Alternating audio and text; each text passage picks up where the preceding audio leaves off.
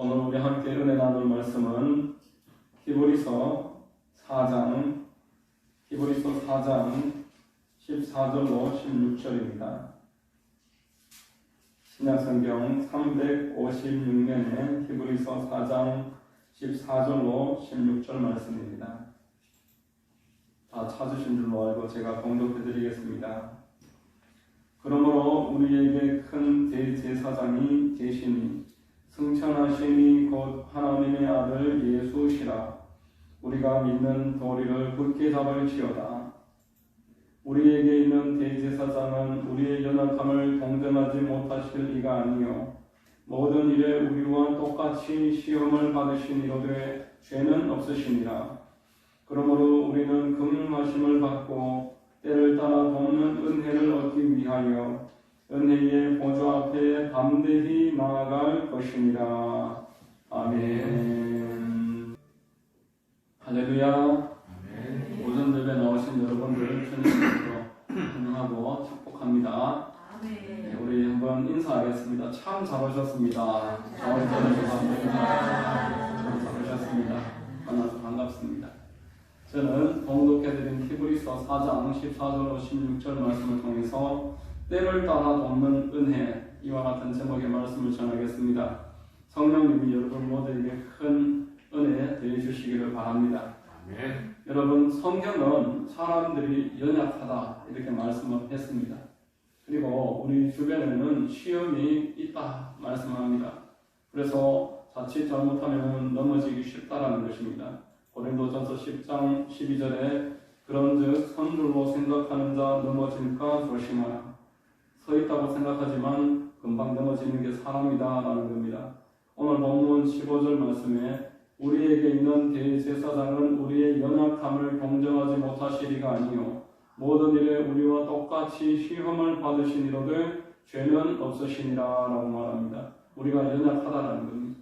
그리고 우리는 시험을 당하는 존재다라는 것입니다.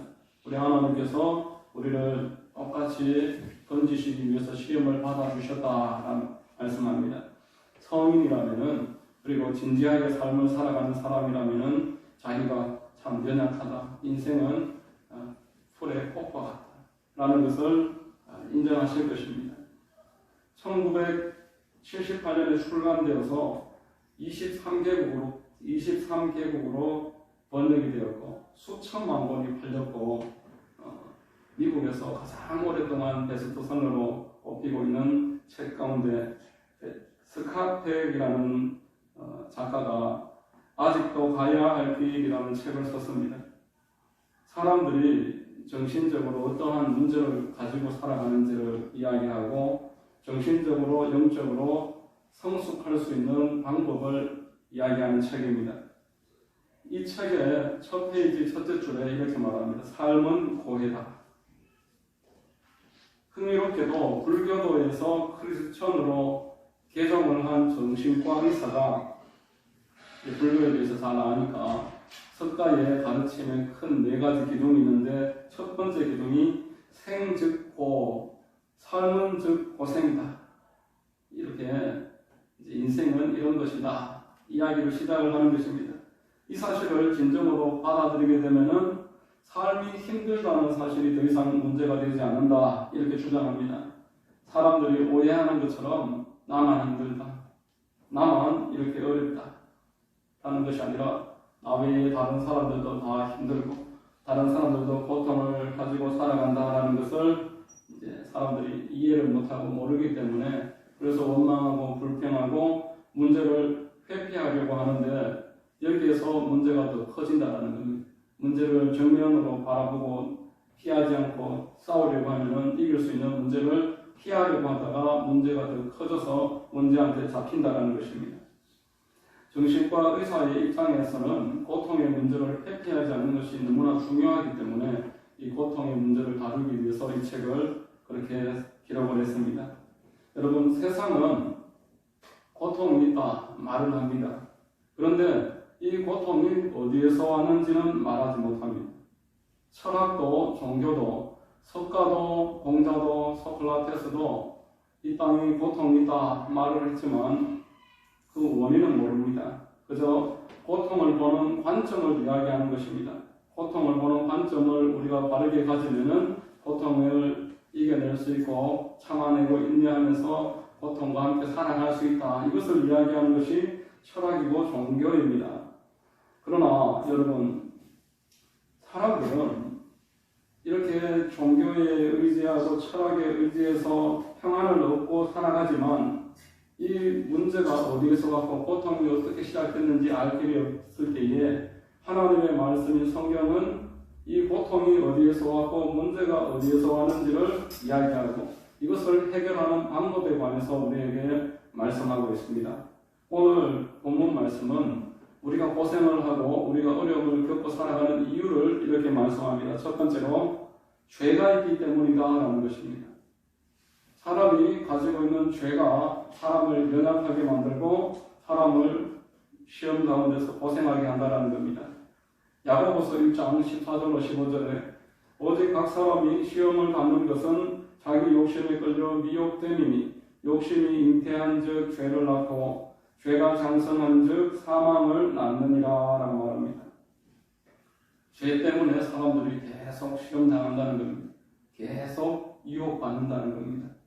여러분, 하나님이 사람을 창조하신 목적은 사람이 복 가운데 살아가기 위해서입니다. 하나님은 사람을 복 주시려고 창조하셨다라고 창세기 1장 28절에서 말씀을 했습니다. 그리고 인류가 노아 홍수 이후에 창세기 9장의 노아 홍수 이후에 시작하는 첫 가족에게 하나님이 그들을 복을 주셨다라고 말씀합니다. 그리고 그 가운데 아브라함이라는 사람을 창세기 12장에서 택하시면서 너는 복의 근원이 되어라. 너를 통해서 모든 세상의 사람들이 복을 받을 것이다. 복 받을 만한 사람이 되어라. 이렇게 이야기를 하고 있습니다. 예수 그리스도를 구주로 영접한 우리 그리스도인들에게도 복이 약속되어 있습니다. 복 받을 사람이 되어라. 예수님은 팔복을 통해서 첫 번째 설교를 통해서 복 받을 만한 사람이 되어라 말씀했습니다.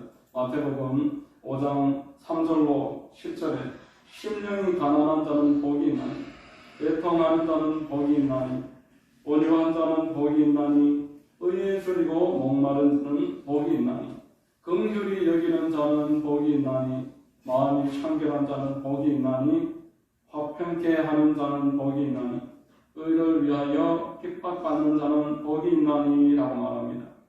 여러분, 이 팔복을 예수 그리스도의 자화상이다 이렇게 이야기하고 있습니다.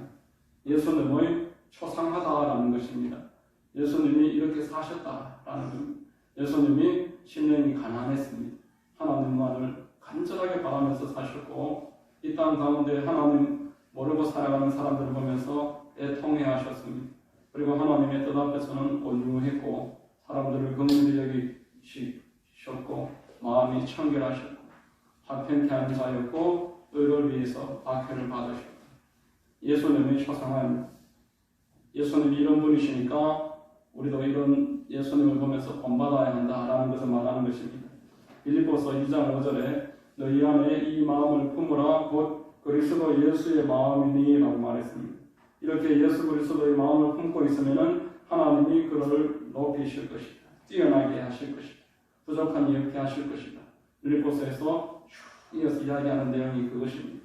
여러분, 아담 이후에 모든 사람들은 하나님의 복에서 저절로 스스로 떨어져 나가고 있습니다.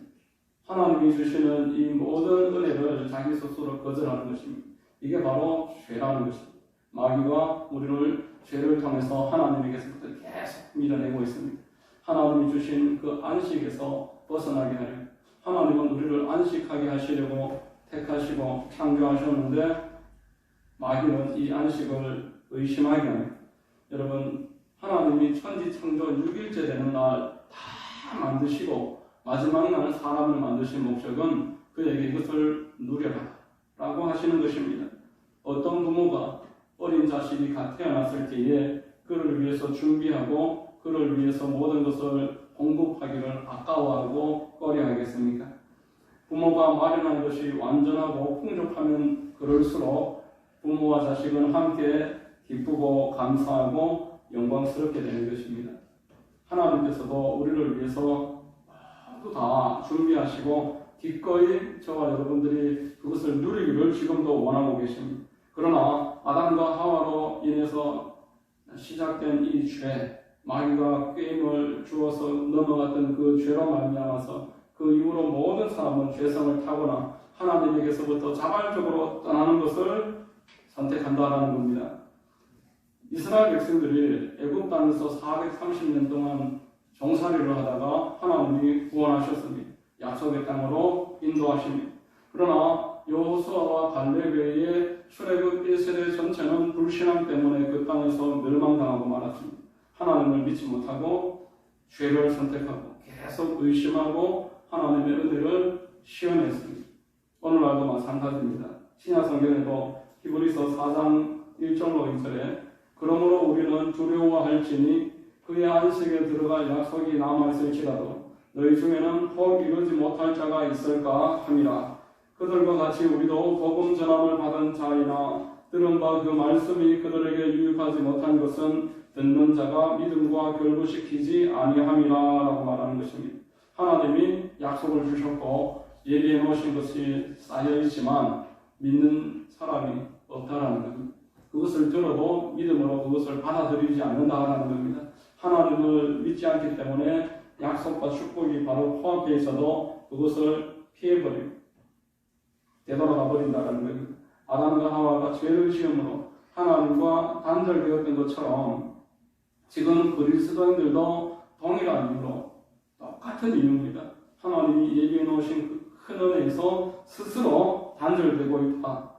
하나님을 믿지 못하는 것이 하나님에게 있어서 우리에게 은혜를 주시지 못하는 원인이 된다는 겁니다. 그래서 예수님이 계속 말씀하십니다. 너희 믿음이 어디 있느냐? 왜 안 믿느냐? 내가 바로 옆에 있는데 왜 계속 두려워하느냐? 내가 지금 다 줄 것을 생각하고 있는데 너희들은 그것을 어디에서 구할까? 서로 염려하고 살아가고 있다는 겁니다. 요한복음 6장 28절로 29절에 그들이 묻되 우리가 어떻게 하여야 하나님의 일을 하오리까? 예수께서 대답하여 이르시되 하나님께서 보내신 이를 믿는 것이 하나님의 일이니라. 예수님을 믿는 것이 우리가 하는 하나님의 일이다라는 것입니다. 여러분, 저와 여러분들이 지금도 계속 어려움과 연약함과 시험 가운데서 어려움을 겪는 것은 하나님을 믿어드리지 못하기 때문입니다. 믿는다고 말을 할지라도 마음 중심에서 하나님을 불신하고 살아가기 때문입니다. 부분적으로만 의뢰하고 있습니다. 부인하지는 않지만 전폭적으로 신뢰하지 못한다는 겁니다. 마태복음 11장 28절에 수고하고 무거운 짐진 자들아 다 내게로 오라 내가 너희를 쉬게 하리라 라고 말했습니다. 수고하고 무거운 짐이라는 것은 가난과 실패와 염려, 근심, 걱정, 두려움 우리 삶에 일어나는 온갖 여러 가지 내가 생각했던 것을 넘어서는 환난과 어려움 가운데서 우리가 신음하는 것을 말합니다. 이러한 문제가 있는 사람들에게 사람을 찾지 말고 세상 방법을 의존하지 말고 나에게 와라. 나는 이미 벌써 다 준비해놓고 그것을 다 감당할 수 있을 만한 실력이 있는 너의 하나님. 나에게 오면은 안식하리라. 안식하리라. 말하는데 사람들이 이제 알지만 가지 못합니다. 믿지 않으니까 순종하지 못합니다. 더 깊이 그 마음을 바라보면은 하나님을 전폭적으로 의지하는 것을 수치스럽게 여긴다고 성경에서 말하고 있습니다. 하나님을 의지하는 것을 자존심 상해한다는 겁니다. 하는 데까지 다 해보고 이제 진짜 안 되면 그때서야 오지 처음부터 하나님께 자발적으로 의지하는 것을 기뻐하는 사람이 없다. 주도권을 잡고 있다는 겁니다. 광야 1세대 이스라엘 백성들이 처음에는 하나님이 만나 내려주고 하실 때에 그것을 받았지만 계속 종으로 있을 때와 비교합니다. 그때는 고기도 먹고 부추도 먹고 마늘도 먹고 계속 그 시절에 내가 노예로 살았지만 힘으로 벌어먹을 때 그때가 좋았다. 하나님이 만나 지금 주시지만 이게 언제까지 주어질지 어떻게 누가 보장할 것이냐. 언제 멈춰버리면 광야 한복판에서 우리 애들과 우리가 어떻게 살아갈까? 돌아가자. 그러나 여러분 성경에서 말씀하시기를 40년이 끝날 때까지 만나는 멈추지 않았습니다. 가나안 땅에 들어가서 서수학해서 먹을 것이 생길 때 그날부로 만나가 멈췄다고 여호수아서에서 말씀하는 것입니다. 하나님은 4년이든 40년이든 400년이든 시간이 있어서 전혀 제한이 없으십니다. 하나님이 얼마든지 공급하실 실력이 있으십니다. 두 번째, 우리 예수께서 시험 받으신 것은 우리를 위함이다 말씀하고 있습니다. 우리는 죄 때문에 시험을 받는데 예수님은 죄가 없으신 분이신데 우리 때문에 시험을 받는다 하십니다. 본문 15절 후반부에 모든 일에 우리와 똑같이 시험을 받으신 이로되 죄는 없으시니라 라고 말했습니다. 사람들은 자기 죄 때문에, 그러나 예수님은 사람들의 죄를 짊어지심으로 그 죄의 대가를 본인이 치르신다라는 겁니다. 여러분, 아담의 죄로 인해서 이후로 태어나는 모든 사람들은 태생에서부터 죄인입니다. 죄를 지어서 죄인이 아니라 죄인이기 때문에 죄를 짓는다라고 성경에서 말합니다. 죄라는 것은 하나님에게서부터 벗어나는 것이 죄입니다. 기차가 레일에서 벗어나면 탈선입니다. 화살이 관역에서 벗어나면은 실격되는 것입니다. 육상 선수가 그 뛰어야 할 레일에서 벗어나면은 기록을 인정받지 못하고 탈락되고 마는 것입니다. 죄라는 것이 바로 이것입니다. 하나님에게서부터 벗어나는 것입니다. 아무리 실력이 좋고 빨라도 하나님에게서부터 벗어나면은 그것은 바로 실격인 것입니다. 예수님이 육신의 몸을 입고 이 땅에 사람 되셔서 오셨을 때는 결국 인간의 한계가 있으셨습니다. 모든 그리스도인들은 지금도 하나님과 사람의 뜻 사이에서 갈등합니다. 예수님이 겟세마네 동산에서 하나님의 뜻과 사람의 뜻 사이에서 계속 갈등하신 기도를 통해서 명확하게 알 수가 있습니다. 그래서 예수님은 계속 기도하는 삶을 사셨습니다. 이런 새벽에 일어나셔서 기도하셨고, 그리고 지치고 피곤한 몸을 이끌고 산에 올라가셔서 기도하시다가 주무셨습니다. 여러분, 기도가 하나님의 뜻을 알 수 있는 첩경입니다. 기도하면은 하나님의 뜻을 알 수가 있고, 하나님의 뜻에서 벗어났다가도 기도하면은 돌아올 수 있습니다. 왜냐하면은 하나님의 뜻 안에 있을 때에는 마음에 평강이 있습니다. 육신은 고단할지라도 하나님의 뜻 안에 있으면은 마음이 기쁨이 있고 평강이 있습니다. 전도하러 나가시는 분들은 아실 겁니다. 일단 나가면은 그때부터 마음에 막 샘솟는 기쁨이 생깁니다. 하나님의 뜻 안에 있으면은 기쁨이 있습니다. 성령께서 내 마음속에 내주하시기 때문에 기도를 하면은 폭포수처럼 기도가 막 쏟아져 나옵니다. 그리고 하나님의 뜻에서부터 벗어나서 고통당하고 있는 사람들을 보면은 긍휼히 여기는 마음이 생겨서 눈물을 흘리면서 중보기도 할 수 있습니다. 그러나 하나님의 뜻에서부터 벗어나면은 그때부터 마음에 평강이 없습니다. 몸은 보다 편할 수 있지만 마음이 불안하고 염려되고 근심되고 뭔지 모르게 꽉 막혀 있어서 답답함을 느끼게 됩니다. 기도 문제는 것입니다. 죄를 짓고 하나님에게서부터 떠나면 첫 번째 증상이 기도가 나오지가 않습니다. 분노하거나 남을 미워하는 마음으로는 1분도 기도할 수가 없습니다.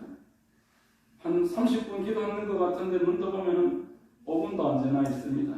그것은 내 마음에 지금 하나님의 영으로 가득하지 못하고 하나님의 뜻에서 내가 지금 좀 벗어나 있다. 이 바로 밑에가 된다는 것이 그 뜻입니다. 기도하는 사람은 하나님의 뜻 안으로 다시 돌아올 수 있는 기회가 생기는 것입니다. 다시 평강과 기도의 회복을 위해서 내가 무엇을 잘못했을까 되돌아보면서 스스로를 살펴서 고치고 잘못했는 부분은 하나님 앞에 한정한 마음으로 회개하면 용서해 주십니다. 그래서 마음에 평강이 생깁니다. 여러분, 기도는 마음이 편안할 때까지 계속 기도하는 것입니다. 그래서 평강을 잃어버리면 내가 하나님의 뜻에서 지금 벗어나 있구나 알 수가 있습니다. 예수 그리스도는 기도를 통해서 하나님의 뜻 안에 있으실 수 있었습니다. 그리고 하나님을 당신의 마음으로 초청할 수가 있었습니다. 그래서 당신은 하나님의 뜻 안에 있었고 하나님은 그리스도의 뜻 안에 그 안에 있었습니다. 요한복음 15장 7절에 너희가 내 안에 거하고 내 말이 너희 안에 거하면 무엇이든지 원하는 대로 구하라 그리하면 이루리라 라고 말했습니다. 사람들이 얻지 못하는 것은 구하지 않기 때문이에요. 구하여도 얻지 못하는 것은 정력으로 쓰려고 잘못 구하기 때문이다. 성경에서 말하는 것입니다. 이렇게 날마다 기도하는 사람은 예수님과 함께 있는 사람이 됩니다. 그리고 자기 자신이 하나님의 뜻 안으로 들어가게 되는 것입니다. 그래서 그가 하는 기도는 그 시기를 내가 선택하지는 못할지라도 반드시 응답이 있습니다. 이렇게 예수님은 죄에서 벗어나고 하나님의 뜻에 거하기 위해서 육신으로 거하실 동안 계속 기도하는 분이었습니다. 그래서 죄가 없으셨습니다. 하나님의 뜻 안에 있었습니다. 그러나 우리 주 예수께서는 죄를 짊어지시고 모든 시험을 받으셨습니다. 십자가에서 짊어지신 그 죄의 짐으로 말미암아 우리는 하나님으로부터 놀라운 은혜를 누리게 됐습니다. 첫 번째는 예수께서 십자가에 매달리심으로써 저와 우리 모두의 죄가 용서받았습니다. 피 흘림이 없이는 사함이 없느니라 히브리서에서 말했습니다. 예수님이 피를 방울방울 흘려주심으로 그 피로 말미암아 저와 여러분들은 사죄함을 얻게 되었고 그래서 하나님께로 나아가는 길이 열려진 것입니다. 요한복음 14장 6절에 예수께서 이르시되 내가 곧 길이요 진리요 생명이니 나로 말미암지 않고는 하나님께로 갈 자가 없느니 예수님은 십자가를 통과하지 않고는 하나님께로 갈 자가 없습니다. 두 번째는 예수님이 십자가에 달리시기 직전에 모적에 39대의 채찍을 당하신 것은 저와 여러분들을 육신에서 치료하시기 위해서 육신의 질병을 들어주시기 위해서입니다. 베드로전서 2장 24절에 친히 나무에 달려 그 몸으로 우리 죄를 담당하셨으니 이는 우리로 죄에 대하여 죽고 의에 대하여 살게 하려 하심이라. 그가 채찍에 맞음으로 너희는 나음을 얻었나니라고 말했습니다. 우리의 육신의 질병을 건지시기를 원하시는 하나님이시라는 것입니다. 우리를 치료하기를 기뻐하시는 하나님이시라는 것입니다. 여러분, 예수님이 십자가에서 마지막에 그 속옷까지 다 벗기셨습니다. 우리가 영화를 볼 때는 겉옷만 벗겨지는 모습이지만 성경을 읽어보면 속옷까지 다 벗겨지십니다. 철저한 가난의 상태에 들어간 것입니다. 그것은 저와 여러분들의 가난을 드러내시기 위해서 원래 우리에게 주시기로 얘기하셨던 그 축복과 풍요를 더해 주시기 위해서 고린도후서 8장 9절에 우리 주 예수 그리스도의 은혜를 너희가 알거니와 부유하신 이로써 너희를 위하여 가난하게 되심은 그의 가난함으로 말미암아 너희를 부유하게 하려 하심이라 말씀을 했습니다. 여러분, 예수님은 죽으시고 장사되시고 옥에 들어가실 때가 지옥입니다. 다시 부활하셨습니다. 그리고 승천하셔서 하나님의 영을 저와 여러분들에게 부어주신다고 약속하셨습니다. 누구든지 그 약속을 믿고 성령을 받고자 기도하는 자에게 오늘날에도 성령이 임하셔서 방언을 말하게 하시고 하나님을 찬미하게 하시고 하나님의 뜻을 살아가는 일에 능력이 있게 하셔서 권능 있는 그리스도인으로 붙잡아 주시는 것입니다. 오직 성령이 너희에게 임하시면 너희가 권능을 받고 땅 끝까지 이르러 내 증인이 되리라 말씀을 하셨습니다. 이것이 우리 주님이 십자가를 짊어지시고 죄가 없으신 분이 시험 당하신 이유가 됩니다. 마지막으로 예수 그리스도의 부활은 저와 여러분들도 부활한다는 증거가 되는 것입니다. 우리가 부활하지 못할 것 같으면 하나님이 예수님도 부활하지 않게 하셨을 것이라 잠언 고린도전서 15장에서 말씀을 했습니다. 예수님이 재림하실 때 믿는 사람들은 다 들림받게 될 것이고 영원한 안식을 얻게 되는 것입니다. 여러분, 이 5가지 복을 위해서 예수님은 십자가를 지셨습니다. 죄가 없으신 분인데 죄를 짊어지시고 시험을 받으셨습니다. 우리를 이처럼 사랑하신다는 것을 확증해 주시는 것입니다. 그러므로 저와 여러분들이 누구든지 예수 그리스도를 마음으로 믿고 충분히 입술로 시인하는 삶을 살면은 예수 그리스도를 증거하는 삶을 살면은 하나님이 영혼이 잘된과 같이 범사가 잘되며 강건한 은혜와 복을 예비하셨음을 믿으시기를 바랍니다. 세 번째로 이러므로 저와 여러분들은 하나님께 담대히 나아갈 수 있습니다. 우리는 죄인이지만 우리의 죄를 짊어지신 우리의 대속자가 계시니 그러므로 우리는 하나님께 담대히 나아갈 수 있는 것입니다. 히브리서 4장 16절 오늘 본문 말씀에 그러므로 우리는 긍휼하심을 받고 때를 따라 돕는 은혜를 얻기 위하여 은혜의 보좌 앞에 담대히 나아갈 것이니라 라고 말했습니다. 우리를 위해서 긍휼하심과 때를 따라 도우시는 은혜가 그분에게는 무궁무진하게 우리의 상상과 우리의 가능성을 초월해서 방법이 넘쳐난다는 겁니다. 여러분, 지난달 9월달 추석 연휴에 있었던 일입니다.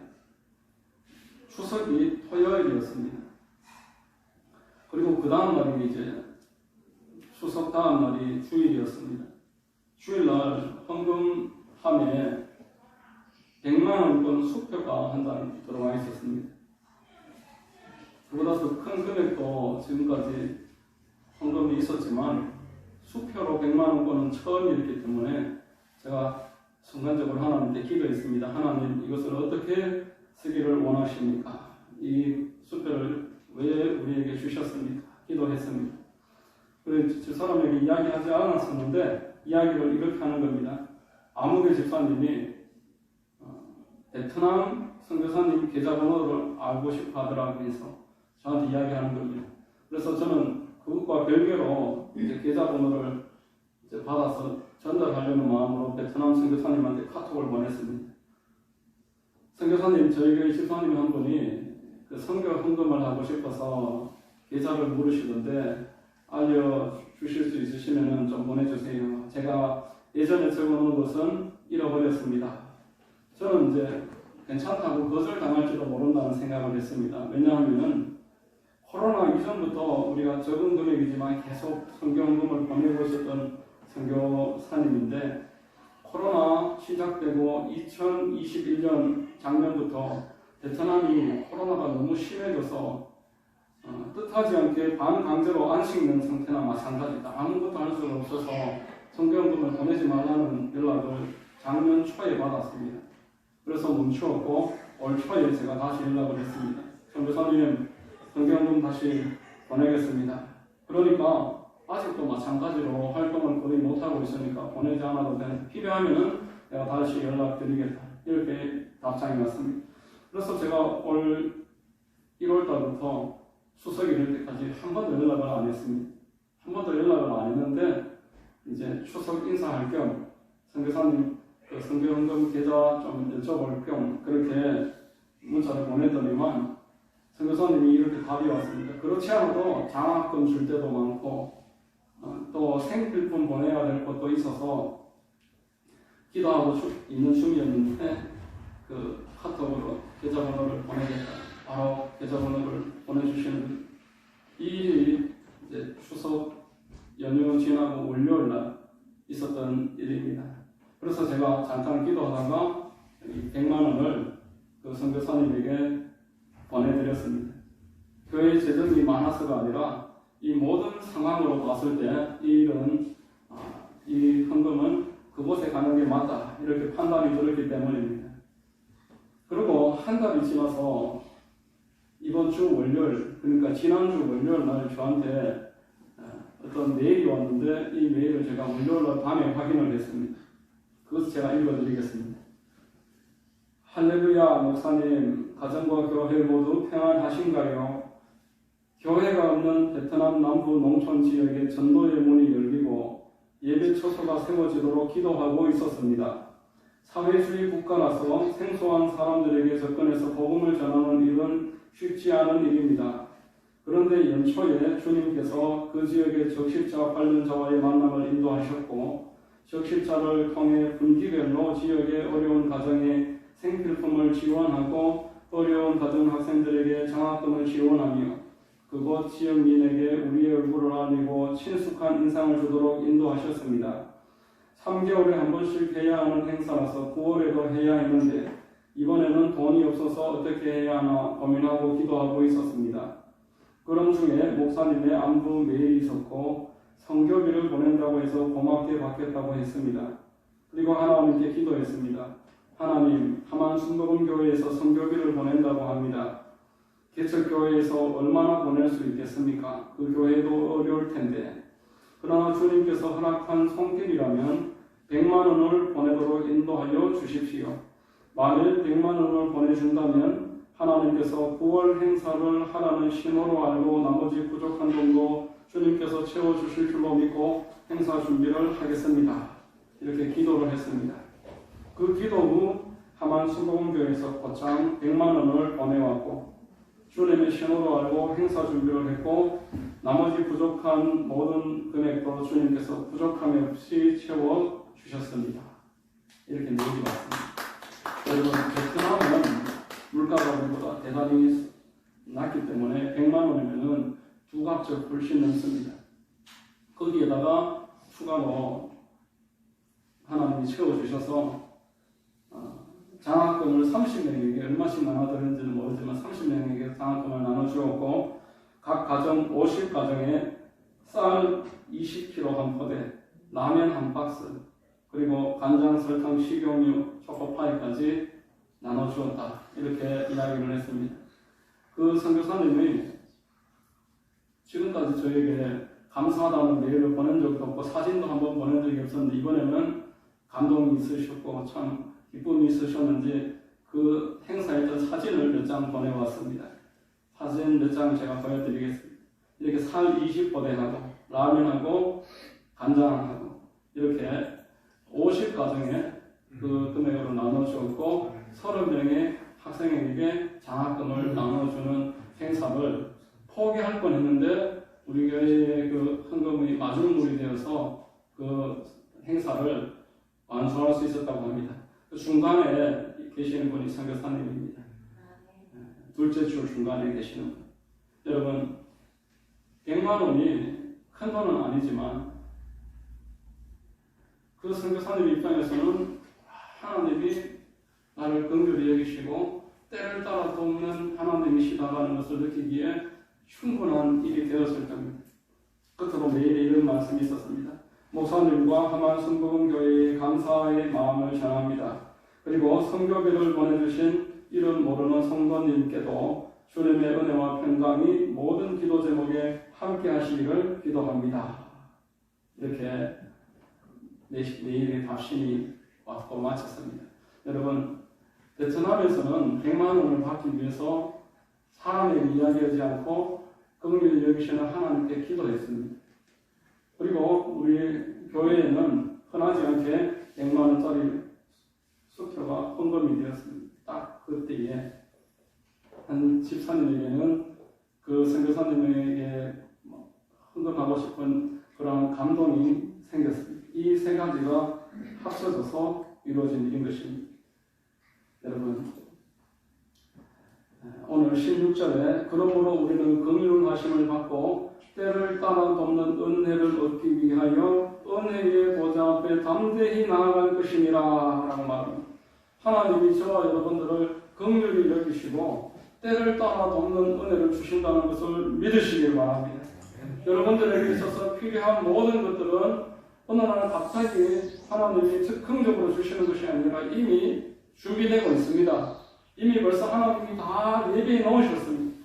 안식하라는 말은 불안해하고 조바심 떨면서 달라고 고치면은 마지 못해서 주신다 이런 뜻이 아닙니다. 이미 있다는 것이. 너를 위해서 다 준비해 놓아. 너는 믿는 것이 네가 할 일이다. 이것을 오늘 본문은 우리에게 계속 말씀하는 것입니다. 우리를 위해서 예수께서 시험을 받으셨다. 십자가에서 죽으셨는데 다른 것을 왜 안 주시겠느냐? 왜 너희들 왜 두려워하냐? 긍휼하심을 받고 때를 따라 돕는 은혜가 무제한으로 지금 준비되어 있으니까 나와서 누려라. 이것이 하나님이 저와 여러분들에게 오늘 말씀을 통해서 주시는 음성입니다. 이 은혜의 보좌 앞으로 담대하게 나아가서 긍휼하심과 때를 따라오는 그 은혜 가운데서 날마다 충만하게 누리고 축복 가운데서 하루하루 살아가는 은혜가 있게 시기를 여러분들 모두를 주님 이름으로 축원합니다. 기도하겠습니다. 하나님 아버지 감사합니다. 오늘 우리를 불러주시고 하나님 때를 따라 돕는 은혜가 예비되어 있음을 깨닫게 하시니 감사합니다. 하나님 앞에 담대함으로 나아가서 기도와 말씀으로 하루하루 살아가고 주님으로부터 오는 큰 은혜를 누릴 수 있도록 우리를 지켜주시고 늘 기도에 힘쓰고 말씀 따라 살아가는 하나님 자녀로 살아갈 수 있도록 도와주시옵소서. 모든 말씀을 믿고 감사드리오니 거룩하신 우리 우주 예수님의 이름으로 기도드리옵나이다. 아멘.